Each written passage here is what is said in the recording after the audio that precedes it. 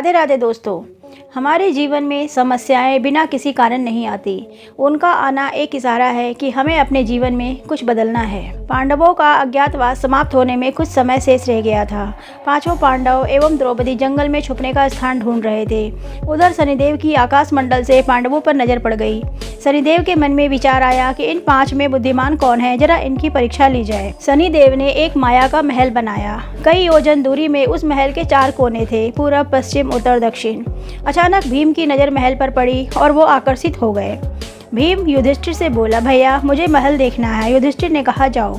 भीम महल के द्वार पर पहुंचा। वहां शनिदेव दरबान के रूप में खड़े थे। भीम बोला, मुझे महल देखना है। शनिदेव ने कहा, महल की कुछ शर्तें हैं। पहला शर्त, महल में 4 कोने हैं, आप एक ही कोना देख सकते हो। दूसरी शर्त यह है कि महल में जो देखोगे उसकी सार सहित व्याख्या करोगे। तीसरी शर्त यह है कि अगर व्याख्या नहीं कर सके तो कैद कर लिए जाओगे। भीम ने कहा, मैं स्वीकार करता हूँ, ऐसा ही होगा। और वह महल के पूर्व छोर की ओर चले गए। वहां जाकर उसने अद्भुत पशु पक्षी और फूलों एवं फलों से लदे वृक्षों का नज़ारा देखा। आगे जाकर देखता है कि 3 कुएं हैं, अगल बगल में छोटे कुएं और बीच में एक बड़ा कुआं। बीच वाला बड़े कुएं में पानी का उफान आता है और दोनों छोटे खाली कुओं को पानी से भर देता है। फिर कुछ देर के बाद दोनों छोटे कुओं में उफान आता है तो खाली पड़े बड़े कुओं का पानी आधा रह जाता है।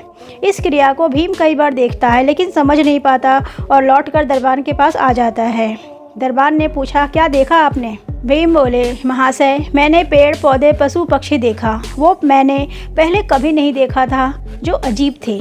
एक बात समझ में नहीं आई कि छोटे कुएं पानी से भर जाते हैं, बड़ा क्यों नहीं भर पाता, ये समझ में नहीं आया। दरबान बोला, आप शर्त के अनुसार बंदी हो गए हैं और बंदी घर में बैठा दिया। अर्जुन आया और बोला, मुझे महल देखना है। दरबान ने शर्त बता दी और अर्जुन पश्चिम वाले छोर की तरफ चला गया। जाकर अर्जुन क्या देखता है, एक खेत में 2 फसल उग रही थी। एक तरफ बाजरे की फसल तो दूसरी तरफ मक्का की फसल। बाजरे के पौधे से मक्का निकल रही है तथा मक्का के पौधे से बाजरा निकल रहा है। अजीब लगा, कुछ समझ में नहीं आया, वापिस द्वार पर आ गया। दरबान ने पूछा, क्या देखा? अर्जुन बोला, महाशय सब कुछ देखा, पर बाजरा और मक्का की बात समझ में नहीं आई। शनिदेव ने कहा, शर्त के अनुसार आप बंदी बन गए हैं। नकुल आया और बोला, मुझे भी महल देखना है। फिर वह उत्तर दिशा की ओर गया। वहां उसने देखा कि बहुत सारी सफ़ेद गायें हैं। जब उनको भूख लगती है तो अपनी छोटी बच्चियों का दूध पीती है। उसे कुछ समझ में नहीं आया और द्वार पर आ गया। शनिदेव ने पूछा, क्या देखा? नकुल बोला, महाशय गाय बच्चियों का दूध पीती है, यह समझ में नहीं आया।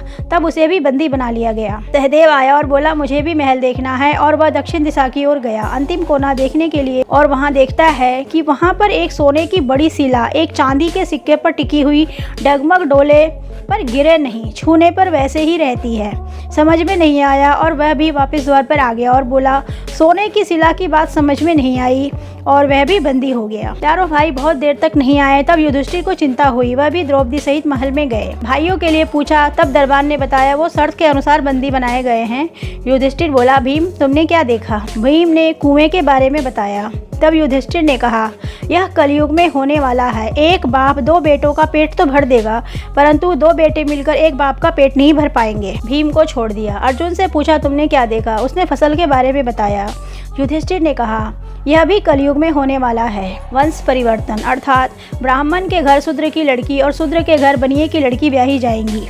अर्जुन भी छूट गया। नकुल से पूछा, तुमने क्या देखा? तब उसने गाय का वृतांत सुनाया। तब युधिष्ठिर ने कहा, कलयुग में माताएं अपनी बेटियों के घर में पलेंगी, बेटी का दाना खाएंगी और बेटे सेवा नहीं करेंगे। तब नकुल भी छूट गया। सहदेव से पूछा कि तुमने क्या देखा? उसने सोने की शिला वाला वृतांत बता दिया। तब युधिष्ठिर बोले, कलयुग में पाप धर्म को दबाने की कोशिश करेगा, परंतु धर्म फिर भी जिंदा रहेगा, खत्म नहीं होगा। आज कलयुग में सारी की सारी बातें सच साबित हो रही हैं। आप किस्मत वाले हो, तभी तो मुख से निकलता है राधे राधे। दोस्तों वीडियो को लाइक और शेयर करें और कमेंट में जय श्री राम अवश्य लिखें। Thank you.